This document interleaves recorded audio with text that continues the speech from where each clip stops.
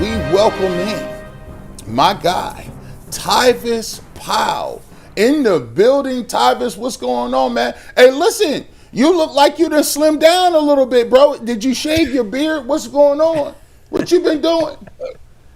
I don't think I've slimmed down. I've definitely been working out more. The weight is, I dropped a couple of pounds, but nothing critical. Not like Bull. Bull, like you could definitely see the slim. But I appreciate you though. You know what I'm saying?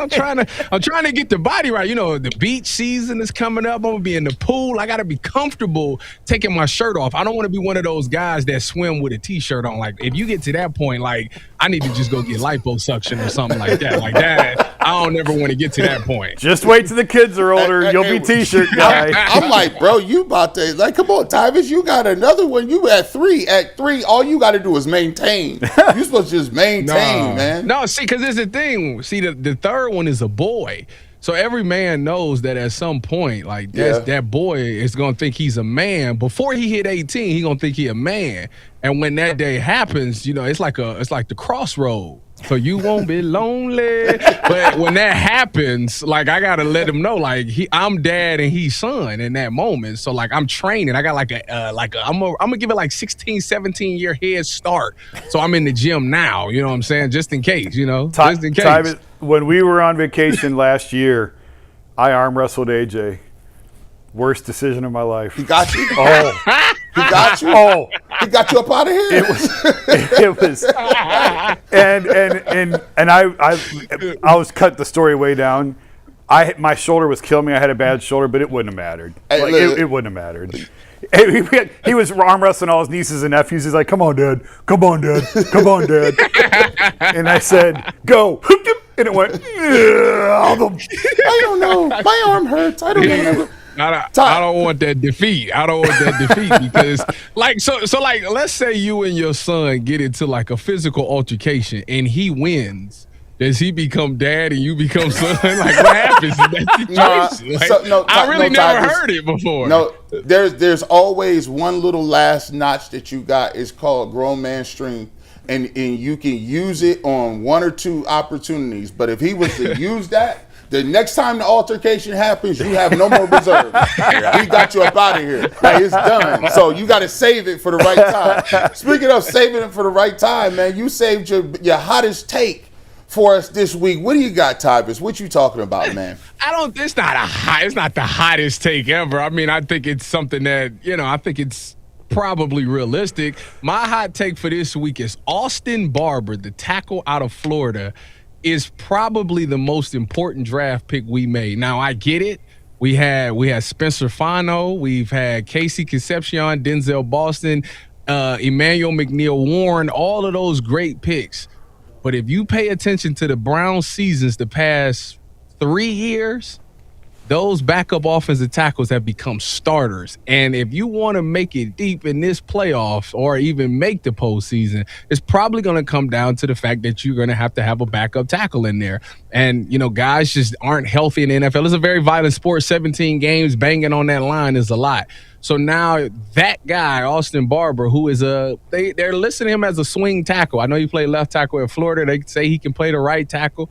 At some point, he probably will be called upon, and they have to have this offense keep going and be able to do the things that they want to do. We've seen how it was last year when your tackles was down, how hard it was. I mean, we was running 12 and 13 personnel because we needed more guys to be able to block. That tackle position is going to be critical for the success, and I'm not necessarily sure that Tyvis Howard or Spencer makes it 17 games, so Austin Barber will be called upon at that point. That's not even that bad, Zach. What do you think? Is that no, by Tyvis' standards, this is very normal. Mild sauce. Yeah. I think it's 8 guys have played left tackle the last 3 years. Yeah. 15 since Joe Thomas retired, which is a long time ago. But yeah, no, Austin Barber's an important guy. I think I think he probably will end up being the swing tackle. It's going to be he and DeJuan Jones coming in to the spring. 2 weeks from today, they're on the field for OTAs. I think the other thing is they might move Austin Barber inside to right guard. They might give him a chance there. So you're right, Tyvis. It comes down to health and availability. And when you are 6, 7, or 8, you have to be ready to play multiple positions. So he was an experienced guy. Saw him at the Senior Bowl. He has the adequate size. You're right. If he's the most important player, In this draft class, I don't know. I don't know what that says, but I absolutely am with you that probably we're going to see Austin Barber on the field this year for the Cleveland Browns. Is it true that the bad thing about him is that he lacks strength? Yeah, I think that's probably why you got him at 86, right? He needs that time to refine. But the Browns want DeJuan Jones to be healthy, and they want him to contribute. Now, he's your backup right tackle, can play left. It hasn't gone well. But I think they view Austin Barber as kind of a red shirt guy. But certainly when they traded back up to get him after they first traded out of the third round, that was their thought. We might need this guy for the future. We want him to get stronger. But we also might need him sooner than later. This is a guy that started 40-some games in his college career. That was my question. Is DeJuan, I assume, is ahead of him at this point? At this point, yeah. I think when they're out there 2 weeks from today, I think you're going to see Fano at left tackle and you're going to see Concepcion in the first huddle. But all the other rookies are going to be waiting their turn. Yeah. Would it be a disappointment or alarming if DeJuan Jones was the start? Like, if he was starting, you tell me what the storyline is if DeJuan Jones is starting week 1. That means that Tyvis Howard either failed or got hurt, because Tyvis Howard was brought here to be the right tackle, and that's DeJuan's spot. Doesn't Tyvis Howard also play guard as well? He has, but he made it clear that he is here to play right tackle, and that the Browns told him when they made the move to trade for him really a week before trades could even become official that he was going to be their right tackle, and they extended him 2 They're years. paying him like a tackle. Yeah, they're paying him big money for a 30-year-old guy that his previous team was ready to get rid of. But I think the versatility is secondary. I think they see that Tyvis Howard can still be an above-average starting right tackle. The contract they gave Tyvis Howard is the 7th highest annual average value for any right tackle in the league. So if they move him to guard, that's going to be even higher in terms of how much you're paying on a per average. Something went wrong if he's playing. So he's playing tackle for sure. Yeah, Tyvis. So what they telling us is they don't care nothing about nobody else, but he got to start and Fano got to start. Like, would you say like if Fano and Howard is playing, okay, cool. Like, wherever we can miss. Well, they gave Zion Johnson almost as much money as they gave Howard to play left guard. Oh, so he got to start too. So they spent $100 million on this offensive line to fix it. Yeah. So run the ball. No, I think that's what it's going to be, Tyvis. I think it's going to be a lot of 12, 13. I think you're going No. We ain't go out and get all these receivers for them to be in 12 or 13. No, they went out and got all those receivers because they started with 0 wide receivers. That's why they went and got those. Okay, they drafted 2 tight ends too, and brought back every backup tight end last year. Brought back. Listen, crazy. I was looking at some Shador film. So it was like a thing on Twitter this morning where they showed the Baltimore Ravens clip where he threw it to Gage and the corner knocked it out his hand.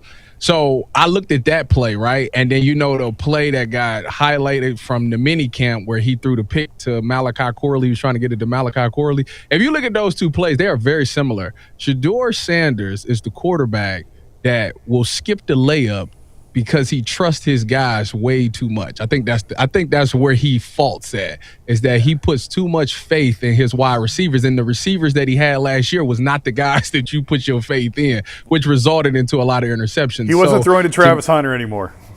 Correct. So like in college, but that's what I'm saying. In college, like he had the best athlete on the field at all times in Travis Hunter. So you could throw it up to him. When you look at that interception, like because everybody goes back and look at those plays and say on the Ravens game, Judy is wide open for the 5 and out. It was 3rd and 5, get the first down. If you go back and look at the play where he threw the pick on Malachi Corley, whoever that was in the slot was wide open on the 5 and out. But he, for some odd reason, likes to throw the 50-50 ball to give his guys a chance. So hopefully a guy like Denzel Boston comes down with that more times than not. Because if that ain't the case, then he gonna throw more picks this season if he does become the starter. Yeah, Tyvis, when we get out there Friday for rookie minicamp, probably Denzel Boston's the first guy I want to see, just because this is a legit 6'4" guy, and so obviously you want to see Fano, and he's got to learn right away, and Concepcion's going to be fast. But in terms of just having what they're going to have 30 rookies and a couple tryout players out there, like Boston's the first guy that I want to see. Like, how big and how fast is he? It's crazy you talk about Boston because you got Concepcion. Obviously, if you're a first-round pick, you know how it works in the NFL. Now, he's in the first huddle. I don't care if he got to figure it out. But Boston, like, they had a really high grade on him as well. So it's almost like, yeah, he was in the second round, but it's like, I mean, it's kind of like what they did with Judkins. Judkins came in immediately and was like, oh, yeah, you're one of those guys. Is there do you guys think, and I'll start with you, Jason, do you think there's a possibility that you can see Denzel Boston working his way into that first unit? And I don't know how you would do it. I mean, unless they're doing a lot of 3 receiver sets, but Jerry Jeudy is still on his roster. Do you think that he could possibly be seeing first team reps, by the first part of the season?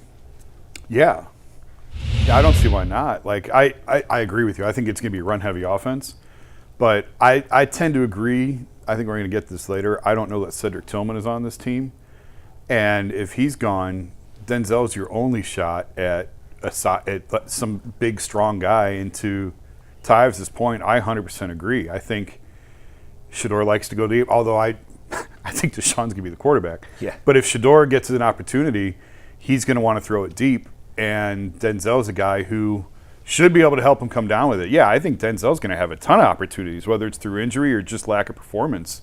I think he's going to play a big role this year.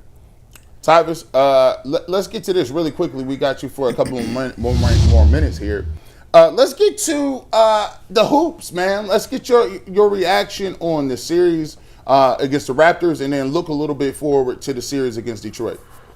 First of all, as you all know, I have been the biggest Evan Mobley hater. I've been the most critical of Evan Mobley from anybody on that panel. I think I've been the most outspoken critical of Evan Mobley. And I got to say, tip my cap to that dude. That dude seems like he's finally figuring out. I know we've seen moments, but like you think about game 6, game on the line. He gets the last shot. Boom, bangs, goes inside, makes the. I was like, oh, they trusted him over Donovan and James. Like, oh yeah, he's turning that corner. And it's funny because when I was on the barbershop with Earl and G, we had my Let Me Holler segment, and I told y'all he was the guy. I said, hey, bro, you got to take this thing over. Like, Donovan is clear. Love Donovan, but everybody says Donovan can't be the number one on a championship team. But they said that you can be. You're supposed to be this special guy. You came out and said that it was you and Wemby as the best in the league.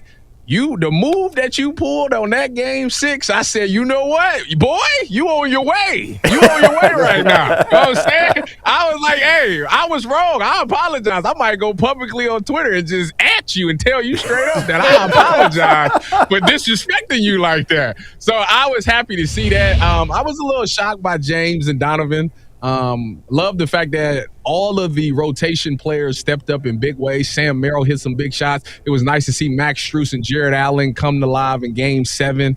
But yeah, I'm with y'all on the whole fact that we need James and Donovan, especially Donovan. He's got to play well. I think they're going to do a great job on Cade Cunningham. The paint will be tested because Jalen Durham did his thing in the regular season against us. I think he had I want to say 20 and 15 and stuff like that against us in that paint. So Jared and Evan will be tested in that one, but I think that they will answer the call. And I got the Cavs in 6. For some odd reason, though, I looked on ESPN. I was watching the TV before I came here, and they got the Cavs at a 4% to make it out the East. I'm like, what is going on there? So obviously they got to shock the world. And listen, Kenny Anderson versus JB Bickerstaff. They told JB he wasn't good enough to be the championship coach here, so they let him go to get Kenny Atkinson. If Kenny Atkinson can't get this done, Kenny, you might need to go ahead and pull up to the UCSS. We got an open chair since I'm not there on Tuesdays and Thursdays no more, and you can come give us a really expert analysis. Give him that board breakdown with Kenny Atkinson. Him and McNuggets will be in there doing Coach Kenny. Don't get it twisted. That said, we could take a whole show. If you ask Kenny one question about hoops and you let him roll, that man can talk. We got the ultimate guard. We got the ultimate calf, so you can listen. Jason don't like to work. They trying to get Jason up out of here. Jason don't like to work no way. Hey, I'm driving to Detroit tonight and driving home. That's wild. Look at you. What are you watching? That's the question.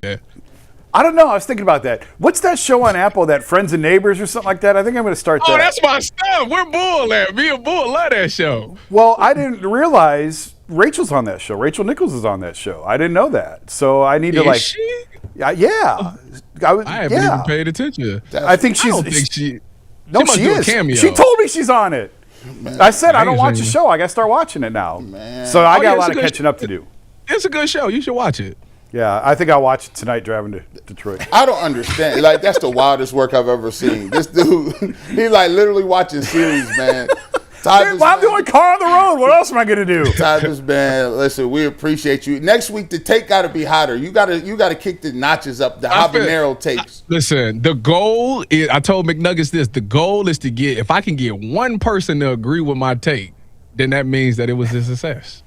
All right, well, listen. We got three I got this two. week. I got all three of y'all today. Converting one take at a time. Tyvis, we appreciate you. We'll talk to you next week, man. Now I'll see y'all tomorrow. He's on tomorrow. We get tied back tomorrow. Oh, well, I ain't on it. That's all that matters. I ain't on tomorrow. So I'll see you tomorrow. I'll see you tomorrow night. Yeah, I'll see you tomorrow night, man. Tyvis, we appreciate you. We'll talk to you whenever we talk to you. See you, bud.